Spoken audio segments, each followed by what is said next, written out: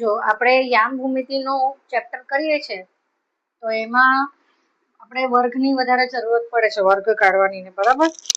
તો એક વર્ગ કાઢવાનું તમને એક ઈઝી પ્રોસિજર હું બતાડું છું, રીત બતાડું છું કે ચલો અમુક છોકરાઓને 20 સુધી કે 25 સુધી વર્ગ આવડતા હોય, પણ અગર એની આગળના વર્ગ આપણને જોતા હોય, કોઈ મોટી સંખ્યાનો વર્ગ જોતો હોય, 2 આંકડાની સંખ્યાનો, તો એ કેવી રીતે કાઢવાનો?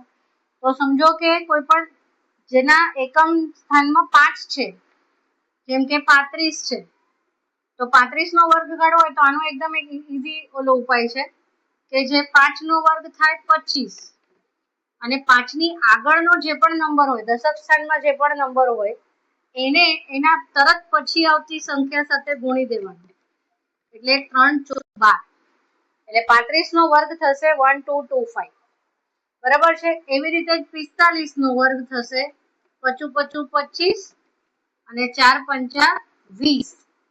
તરત પછી આવતી સંખ્યા 55 હોય તો 25, 5 પછી શું આવે તો 6, 5 × 6 = 30, એવા નંબરનો વર્ગ કાઢીએ છીએ આપણે. હવે જે નંબરમાં 5 નથી પણ કોઈ મોટો નંબર છે જેનો વર્ગ આપણને આવડતો નથી, તો એની એક રીત આપું છું. નોર્મલ તમે ગુણાકારથી કરી શકો છો, પણ ઈઝી ફટાફટ કરવું હોય તો અહીંયા 4 છે, અહીંયા 3 છે, તો 4 નો વર્ગ થશે 16, 4 × 4 = 16, 3 નો વર્ગ થશે 9. પછી શું કરવાનું? આ બંનેને એકબીજા સાથે ગુણાકાર કરવાનો અને એનો જે જવાબ આવે એને 2 સાથે ગુણી દેવાનો. 3 × 12 = 24, 3 × 12 = 12 = 24, અને અહીંયા આ સ્થાન છોડી દેવાનું છે અને અહીંયા 24 લખવાનું છે. 6, 4 ને 1 5, 9 ને 2 11, 1156, બરાબર છે. તમારે કેલ્ક્યુલેટરમાં ચેક કરવું હોય તો તમે કરી શકો છો. જો ફરીથી 4 × 4 = 16, 3 × 9, પછી બંનેને એકબીજા સાથે ગુણવાનું અને એનો જે જવાબ આવે એને 2 સાથે ગુણી દેવાનું, એટલે આ તમારો થઈ જશે વર્ગ. પછી સમજો કે તમને કોઈ નંબરનો વર્ગ ખબર છે, આપણને સમજો કે 24 નો વર્ગ ખબર છે, તો આપણે 24 નો કરીને જોઈએ. 24 નો વર્ગ આવે 576, શું આવે 576, તો 4 × 4 = 2 × 2 = 4. હવે 4 × 2 = 8, 2 = 16, 4 × 2 = 8, 8 × 2 = 16, અહીંયા લખવાનું. 6, 6 ને 1 7, 4 ને 1 5, આવી ગયા 576. તો આ થઈ વર્ગ કાઢવાની રીત. હવે એવી જ રીતે વર્ગમૂળ કેવી રીતે કાઢવાનું? શું કાઢવાનું છે? વર્ગમૂળ. તો વર્ગમૂળ માટે એક ભાગાકારની રીત છે ને, સૌથી ઈઝી રીત છે. ભાગાકારની રીત છે.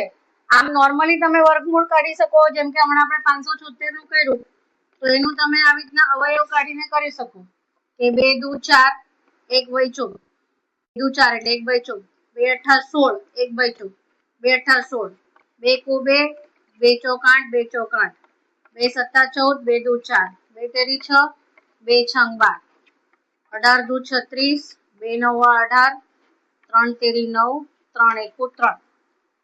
પછી આમાં 2 2 ના ગ્રુપ બનાવવાના, કારણ કે આપણે વર્ગમૂળ કાઢીએ છીએ, એટલે 2 2 2 અને 3, 2 × 2 = 4, 2 × 8 = 24, 24 જવાબ હતો એનો, બરાબર છે. આનું વર્ગમૂળ 24 હતું.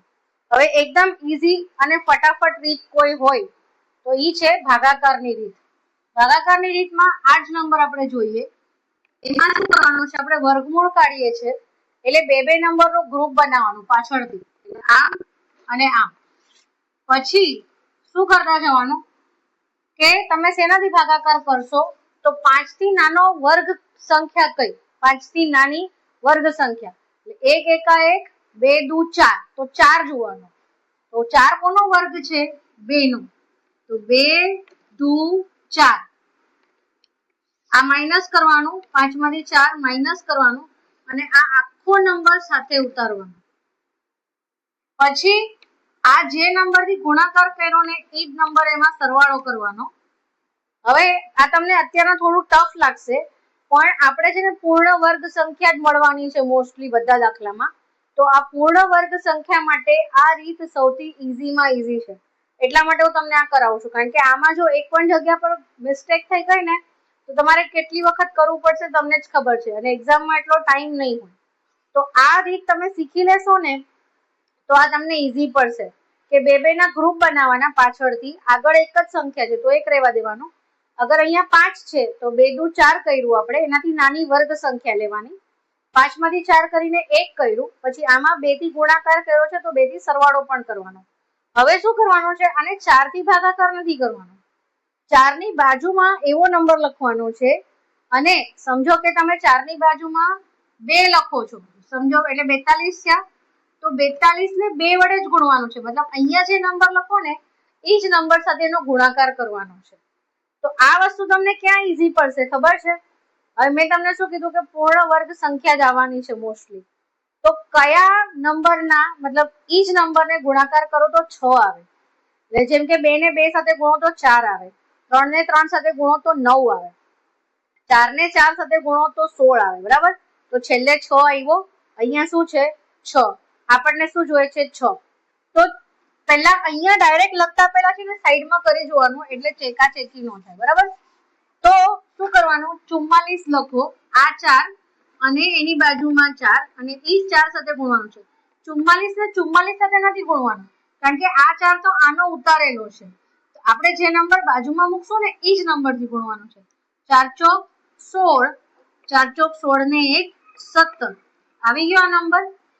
બસ, પછી જો તમારે બીજું આગળ કઈ જ નથી કરવાની જરૂર, તમારો અહીંયા નંબર આવી ગયો ને પછી આગળની કોઈ રીત કરો કે ના કરો, કારણ કે આપણને વર્ગમૂળ જોવે છે, તો આગળના બીજા ટાઈમપાસ કરવાની જરૂરત નથી, કારણ કે આ બધું તમે રફમાં કરશો છેલ્લા પાના પર કે જે તમને પાનું આપ્યું હશે એના પર.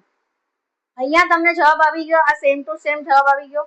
હવે આમાંથી આ બાદબાકી કરવાની, કરીને બતાડવાની, અને આ 4 માં 4 એડ કરવાની એ જરૂરત નથી. વર્ગમૂળનો દાખલો નથી, આપણે દાખલો કરીએ છીએ શેનો, યામ ભૂમિતિનો, જેની અંદર આપણને જરૂરત પડશે.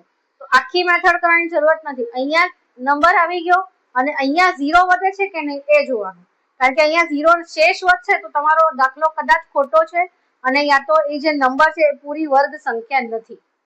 એટલે એ વસ્તુ તમારે ધ્યાનમાં રાખવી, ખાલી ધ્યાનમાં રાખવી પડશે. બાકી ઈઝી દાખલા છે બધા. તમને આ રીત ફાવી ગઈ ને તો તમને બહુ બહુ બહુ ઈઝી પડશે. સમજો કોઈ પણ આપણે બીજો નંબર લઈએ, જેમ કે 1296. મને ખબર છે આ શેનો વર્ગ છે, બટ હું તમને નહીં કહું. આવી રીતે 2 ના ગ્રુપ બનાવ્યા.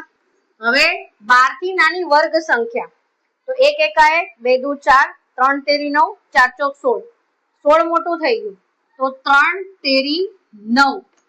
તો 12 માંથી 9 બાદ કરીએ તો 3 બચે. બરાબર, 12 માંથી 9 બાદ કરીએ તો 3 બચે. પછી આ 96 આખું ઉતારવાનું, આ 3 ને 3 6 લખવાનું. અહીંયા આ બધું કરવું પડશે, જ્યાં સુધી શેષ 0 નહીં આવે ત્યાં સુધી આ કરવું પડશે, તમારા નંબર ખોટા પડશે. હવે છેલ્લે 6 આવે, આની બાજુમાં કયો નંબર મૂકવાનો છે, જેને ઈ જ નંબર સાથે ગુણાકાર કરીએ તો 6 આવે. તો 4 ચોક 16 અને 6 36, 2 નંબર છે. તો પહેલા 64 4 મૂકીને જોવાનું, 4 ચોક 16 વધી પડી 1, 6 ચોક 24 ને 25, આ જવાબ આવે છે, નથી આવતો તો 6 મૂકીને જોવાનું, 6 36 વધી પડી 3, 6 36 ને 3 96, આવી ગયું આ જવાબ. તો અહીંયા મૂક્યું, અહીંયા મૂક્યું. હવે અહીંયા 396 આવી ગયું, આ નહીં લખો તો ચાલશે, આ જવાબ મળી ગયો. That's all, final. બરાબર, સમજાયું? આ બધા નંબરનો ઉપયોગ આપણે દાખલાની અંદર કરવાનો આવશે, બધામાં નહીં, કોઈક દાખલામાં પણ. અને તમને જો આ રીત નો ફાવે ભાગાકારની રીત, તો તમે જે નોર્મલ પહેલા જે મેં બતાવ્યું આ 1296 નું કે 576 નું, તમે આવી રીતે કરી શકો છો. 2 છંગ 12, 2 ચોક 8, 2 અઠ્ઠા 16, 2 તેરી 6, 2 દુ 4, 2 ચોક 8, 2 એકુ 2, 2 છંગ 12, 2 દુ 4, 2 અઠ્ઠા 16, અને પછી આના પછી તમને ખબર છે કે 9 9 81, તો તમે ઈ પણ ચાલશે. આનું 1 2, આનો 1 2, 2 દુ 4 9 36. આ રીત ફાવતી હોય તો પણ મને કોઈ પ્રોબ્લેમ નથી, કારણ કે કોઈ ચેક નથી કરવાનું તમે કઈ રીતથી વર્ગમૂળ લાવ્યા છો.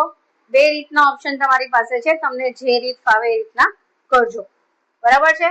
તો આ વર્ગ અને વર્ગમૂળનો વિડીયો બનાવ્યો. હવે સ્વાધ્યાયનો 7.1 નો બીજો દાખલાનો વિડીયો હું બનાવું છું આના પછી, બરાબર છે?